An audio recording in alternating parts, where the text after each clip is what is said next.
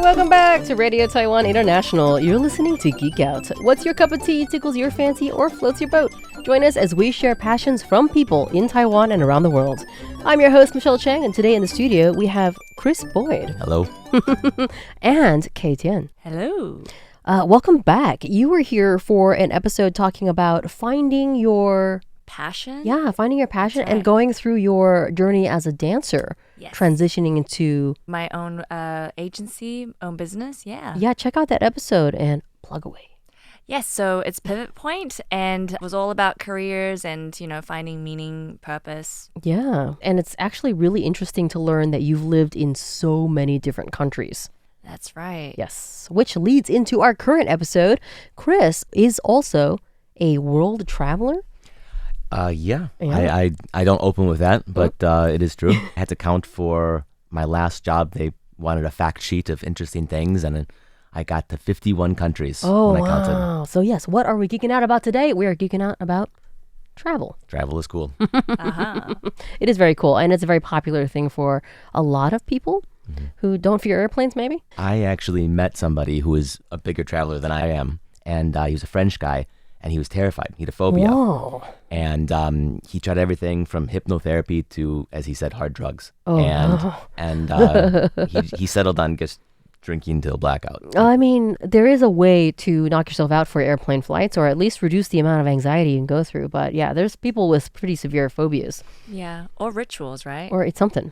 That amygdala. If you get over those, you can make it to, I don't know how many countries there are actually in the world right now. We'll plug in that fact later. But you've been to 51. Something like 51. As we heard on Kay's episode, Kay has been to countries and kind of lived there, Yes, that's right. like spent long periods of times in countries. How about you when you travel, Chris? I've done that too. Okay. So I've lived in 4 countries for Okay. like maybe a year. Mm-hmm. And then I've done a long volunteering, kind of maybe people know woofing, where you go and you volunteer for a place to stay for a few hours a day. And I've done that for, in some countries, few months at a time, up to 6 months at a time. There's a big difference, I feel, Yeah. when it comes to living in a space and traveling in a place. Mm-hmm. Actually, I should have asked this question in the very beginning. Where are we from? Megwo. For Clap, listeners clap, clap. who don't speak Chinese, that was the U.S. Where in the U.S.? Wisconsin. Oh, nice, right in the Midwest. middle. Yep. I was born in California, but then spent a lot of years formative years, I should say, in Boston. Okay. And Kay, you were from? Well, I was born in Taiwan, Mhm. but then I was raised in New Zealand. So I like to think I'm a Kiwi, Eee. Taiwanese Kiwi, whichever order comes first. I love it. Where exactly in Wisconsin? Maybe an hour north of Chicago. So my family, they were originally from Chicago, but they wanted to raise a family in the country. Okay. So you go north an hour and you're close to the Great Lake, which looks like an ocean. People maybe don't realize they're that. called Great Lakes for a reason. Yes. Yes. What some Taiwanese would recognize is Racine County is where I'm from. And that's where TSMC almost built 2 or 3 years ago. Yeah. I actually had to write a story about that. Oh, yeah. No Okay. way. I would love to hear your thoughts because that That was a hot topic. some people believe it was never done in earnest, but I don't know. When did you start moving places, Chris? My journey started with Taiwan. It came full circle. I had finished my university, 23 years old, and I had heard that I could have a little fun teaching English, see something new, and A very popular choice with a lot of people that wind up in Taiwan. They come to teach. yes, and I was one of those, still am. But when I was 23, my idea of Asia was Thailand, so I was applying to jobs in Thailand, and then somehow Mongolia got in there too, and I was getting no traction. Really? But my friend who was Taiwanese American, he said you should give Taiwan a shot. And I'm the kind of person that can listen to that and just say, oh, okay, That's let's right. just do that. Yeah. I mean, Taiwan is well, we are very small, and many people have never heard of us or get us mixed up with Thailand. Yes. We are, I think, a hidden gem in Asia. So I'm glad you made it here I am too. when you were 23. 23, How long were you here the first time? a year and a half. And then I looked around and I saw some of my compatriots and I just thought I didn't come all this way just to settle down in the first place I started. So let's go somewhere else. Well, first though, tell me, like, what was the experience from going from Wisconsin to Taiwan? Was it at all shocking? I think most people would agree that the honeymoon phase is like the best. Oh, it is the best. Yeah, the first year, I mean, you go through the whole culture shock stage 1 to 4, but that first year, I think it was a lot of fun, and then I kind of rode that momentum for a while. But yeah, there were adjustments. Work culture a lot was an adjustment. Yeah, work culture is a huge adjustment for people moving from Western to Eastern countries. But yeah, after Taiwan, where'd you go? I went to Vietnam. Ooh. Just like my friend who told me to go to Taiwan. I had met a friend, an English guy, Who told you to go to Vietnam? told me to go to Vietnam. And I was like, okay. All right. How long did you spend in Vietnam? I think it was a year and a half. And So then a year and a half. I thought that was a good number. It gets kind of complicated from there. So any notable difference between Taiwan and Vietnam living? I would say a lot. I've only been there on I'm sure there was a vacation, lot. I'm but- sure there are a lot. But anything that particularly stands out to you? Oh, there's, in terms of like Asia, they're maybe on opposite sides. Oh.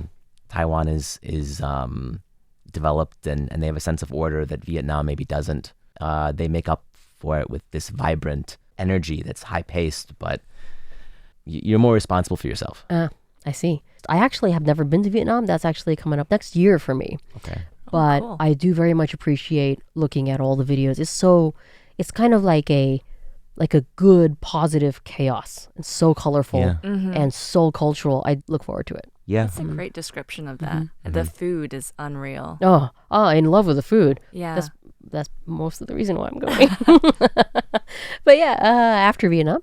Ooh, now it gets a bit tricky to remember. I think I started backpacking more at this time. I was in Central America, not mostly, but to start. And then I thought I was going to be in Ecuador. And then I couldn't find a good flight to Ecuador. So I thought, oh, here's one to Colombia. I'll just like run through Colombia. And then I'll end up right in next Ecuador. door. It'll be easy to get to. Sure. 10 days. Okay. And then I ended up 3 months in Colombia. Because it was very enjoyable, or you just got stuck? Everything was enjoyable except the food. Yay. Oh, really? Well, they haven't discovered salt yet. Oh, no. Oh Yeah. no, I can't go there. Yeah, pepper is still too spicy. Really? That's odd, because you think Colombia, you think, Latin America, and most people stereotypically think Mexican food. All right, so Yeah, the Mexican sure. food is interesting. Mexicans leave their country and they go to other parts of Latin America and they discover that they're the only ones that like spice. What? Yeah. Wow. Yeah. Good food in other countries like Peru, but like you go Interesting. to Argentina and they're like, Okay. no. I've seen Argentinian food. It's like cheese, meat heavy too. Was it meat, Meat. steak? meat and cheese, because I guess that's a lot of their industry. Yeah. Yeah. How much UK? I mean, we've heard in your previous episode that you went from New Zealand to Australia to Germany. Yes, and so I landed in Munich, and then I got injured, and then I went to Berlin, fell in love with the the music. Yeah. And then Germany back to And Australia. then I went to New York City. New York City, that's right. I don't think we covered that. I think we we may did. have We gone- did. Oh, we did. We did. And I loved it. I miss that place so much. I Also, mean- kind of it's a chaos. Yeah, and like people don't care about you. No. Like you're not special, even if you're a celebrity. But that means you can stand on a street corner and sing at the top of your lungs and nobody cares. Kay actually has done that several times. Well, actually, my first time going into the subway, I saw this like homeless man just lick all of the bar, like the handlebars and everything, and that's why you'll never see me hold onto the rails or anything in any sort of public transportation. It has haunted me forever. So I was like, "Welcome to New York City." That is true though. You don't touch things in New York City. No, yeah, but no, I think I loved it because I think for the age that I was like late 20s. I always say it's like sharpening your knife. It's like the best of the best. I feel like Taipei is also kind of like the New York City of Taiwan. Everybody comes here because it's where all the opportunities are. There's also a lot of competition. And, Exactly. Yeah, it And forces so- you to be the best version of yourself. At least you try to be the best version, Yes, we right? try- we It's like try. all that friction, you have to fight, and it's just so expensive in New York City. Even worse today. I haven't been back in a long time, and I hear really, really bad stuff. Yeah. But yeah, then you wound up from New York to back to Taiwan. Yeah, so then back to New Zealand, and then COVID hit, and then I came back to Taiwan. This was a good That's right. place to weather it out. Yeah. Yeah. Honestly, like the best case scenario. I mean, it's like 50 people in New Zealand. Just kidding. We have to like get the facts, get the fact checkers in. But you know, like we didn't know. 51. We didn't know like it could have gone great or absolutely disastrous, right? So, and then at that time, my dad had like Bell's palsy, and then he had just recovered. So we decided to come back. Yeah. We do have some also great medical support. Amazing, yeah. Like universal healthcare. Listeners who might not know, Kay and Chris are in a relationship. Oh, you're engaged? You're engaged? Congratulations. Yes. That's lovely. Did you meet on, like, where in the world? Actually, we met in Kaohsiung. It's such a strange, interesting story. Okay. We met on Facebook. We have Mr. Zuckerberg to thank for this. Oh, all right. As much as I don't like billionaires, thank you, Zuckerberg. Yeah, in this case, we have to give a shout out to him. You met on Facebook. Yeah. And you were coincidentally both in Taiwan. That's right. Yeah, I had on a whim moved to Kaohsiung. Oh, okay. I had previously lived in Taichung. No, We kind of put a pin in your trip through Latin America. And then you went from Latin America directly back to Asia, or were you elsewhere? elsewhere. Oh, elsewhere. Yeah. Lots of elsewhere, yeah. Well, Yeah. 40 some odd other countries. We gotta start checking that list down. Yeah. List some, please. Just go down a list. Germany, Poland, Spain, Portugal, Cyprus. Cyprus, Very Israel, Palestine, Ah, Australia, New Zealand. Oh, geez. Now I'm on the spot. It's hard to remember. Guatemala, well, that's what I'm going to do to you. I'm going to be like, list them now. Colombia, Argentina, Is it Norway. Right? All right. Argentina? Norway, Oh, yeah. Sweden, England. Okay. England. Southeast Asia, I would imagine, because, anyone who Thailand. lives here, it's pretty easy to bounce around. Malaysia, Japan. Philippines. Yep. I almost went to China. Actually, to the epicenter of coronavirus. Oh, This is interesting. I had a job offer in Wuhan, in China, Wuhan. before everyone knew what Wuhan was. Yeah, he was a trendsetter. Nah, I'm glad you didn't take it. it would have been terrible. But at the time, I was seeing the dollar signs. I had an idea I was developing for a travel bag that doubled as this way to exercise. Okay. I knew I needed a lot of money to try and make that happen, and they were offering me a lot of money. Dollar signs. Yeah, You well, need capital. RMB signs. Yeah, you need capital to make capital or something, however the saying goes. Yeah, yep. Takes money to make money. So, of all of these countries, I'm obviously putting you on the spot. You can't list them all. Are there any like real favorites, unexpected favorites? A lot of people, like for example, will say, "Oh, I loved Japan because classic Tokyo or Kyoto was, Last Samurai, whatever."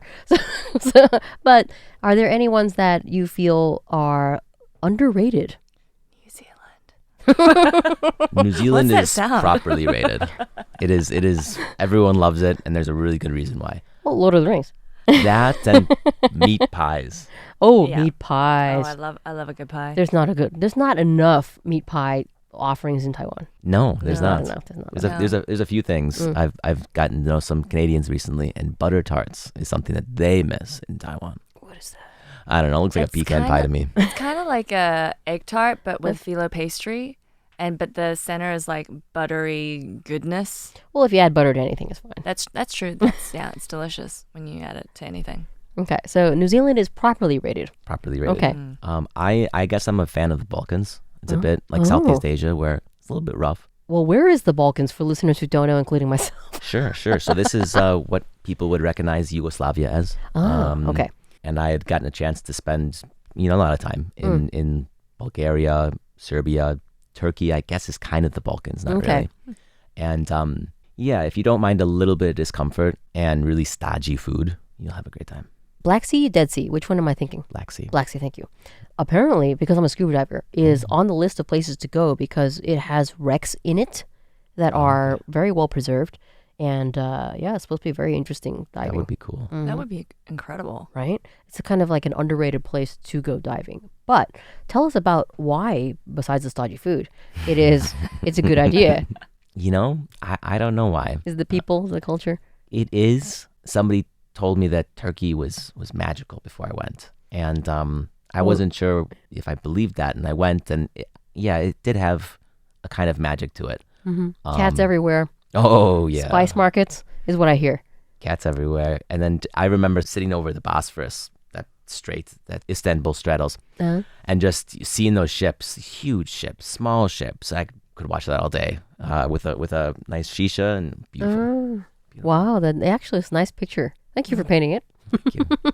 Any other particular countries from either of you that you feel are underrated? Indonesia, especially for diving. Oh, I've been, and it is amazing. Cool. Absolutely amazing for diving, and actually quite cheap to get to from Taiwan, because you can fly direct into either, obviously Jakarta or Bali. Yeah, and there's not a good history of this, but there's a new capital being built right now, and I'd love to see how it ends up. But usually when they build new capitals, it's not great.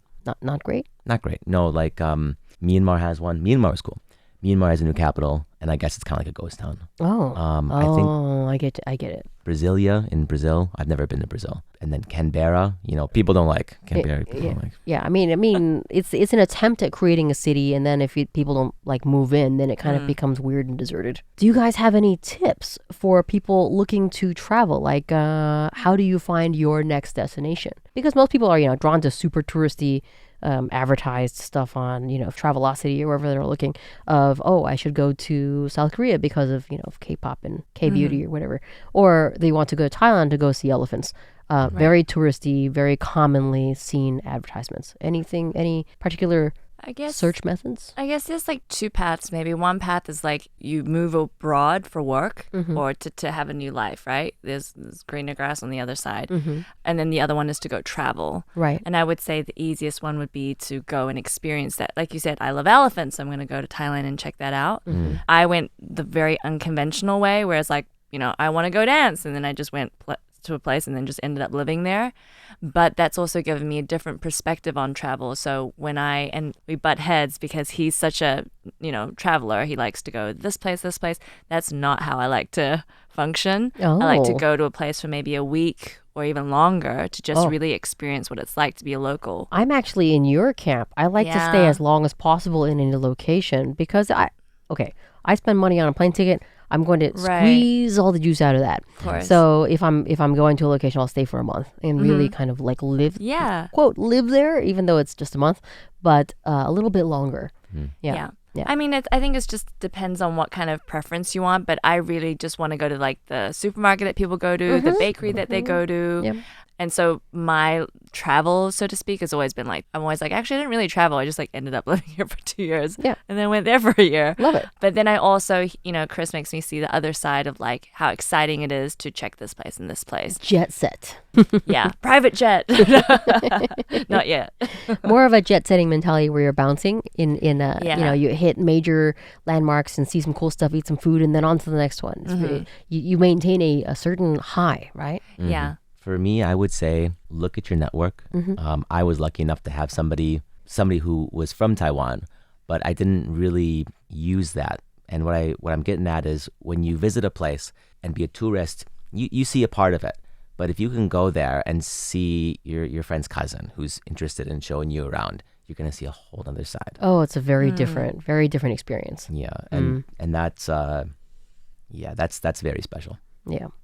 Well, thank you actually for so much for geeking out with me. How do we follow y'all? So I've got a couple ways. Yeah. I've been keeping track of some of Taiwan's special things. Yay! On Okay. Blue Sky. It's the new Twitter. It's the new and improved Twitter. Continue on Blue Sky. But please have a look at what I'm building now, which is a device to help you never lose your scooter again. Oh, tell me about this device. It's a gadget that you put on your scooter. At first, it was connecting through an RF range, similar to your car. Okay. But I landed on a Bluetooth protocol instead. So it goes on there. You can change how it looks and how it sounds and reflects your individuality. And very cool. On Blue Sky, you said at? My Blue Sky is C. Boyd in Taiwan. C. Boyd in Taiwan, one word. Yeah, so C as in my initial, Chris, but also UC. I love it. Yeah. Thank you. And how about you, Kay? How do we find you? Pivot Point. So that's PIVOT POINTE. Did I spell it correctly? Yeah, yes. You did. Unfortunately, I'm not so active on my own private social media. I may post a picture of pancakes once every blue moon. That's a fantastic picture. What are you talking about? It's not very followable, but I am creating something. I'm launching something new, which, when we talk about moving abroad and stuff, hopefully that helps people uncover their interests, their passions, and maybe that leads them overseas somewhere or whatnot. More travel. Yeah. Travel or travel to live. Yeah, or whatever, someone finds meaningful. That could be also travel within Taiwan, it comes in many shapes and forms. So yeah, Pivot Point, and we're launching something cool later this year. But yeah. Stay tuned. Stay tuned. Thank you once again for geeking out with me, you guys. Thank you, Michelle. Thanks, Michelle. And thanks, listeners, for tuning into Radio Taiwan International. I'm Michelle Chang, and we'll be back next Thursday with another episode of Geek Out. For Kay and Chris's song of the episode, they chose Paul Kalkbrenner with Sky and Sand.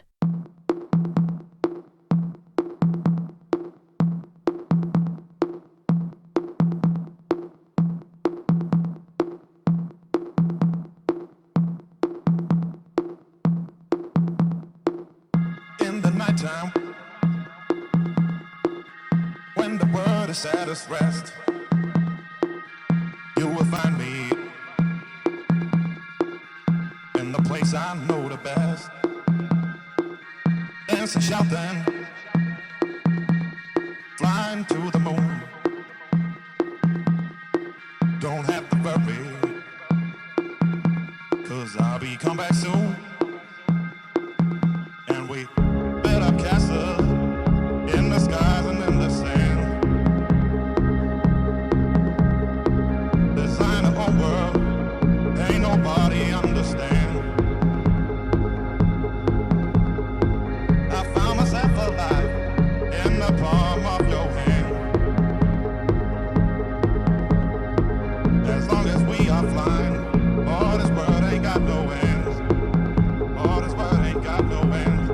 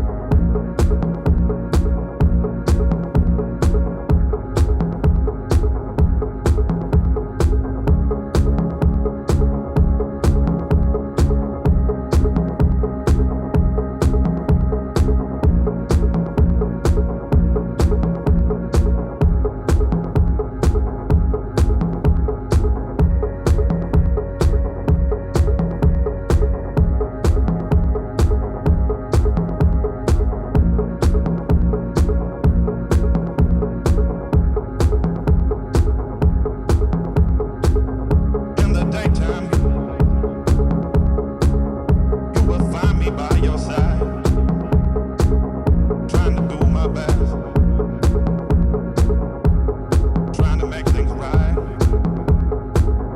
When it all turns wrong, there's no fault but mine,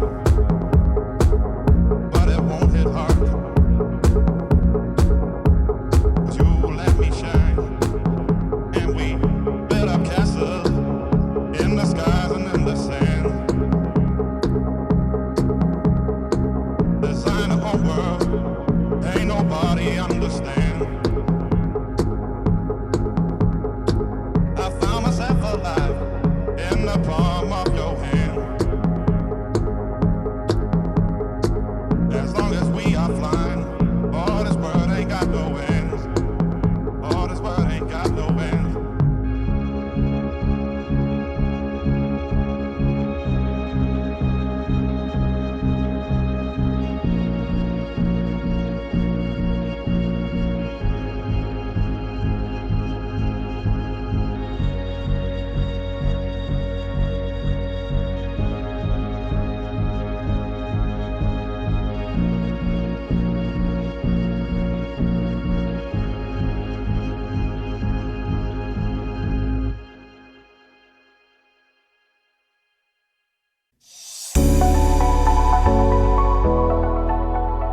Did you enjoy our program? Do you have any questions or feedback on what you just heard? Email us at rti@rti.org.tw. That's rti@rti.org.tw. And we will respond to all of your comments. We look forward to hearing from you.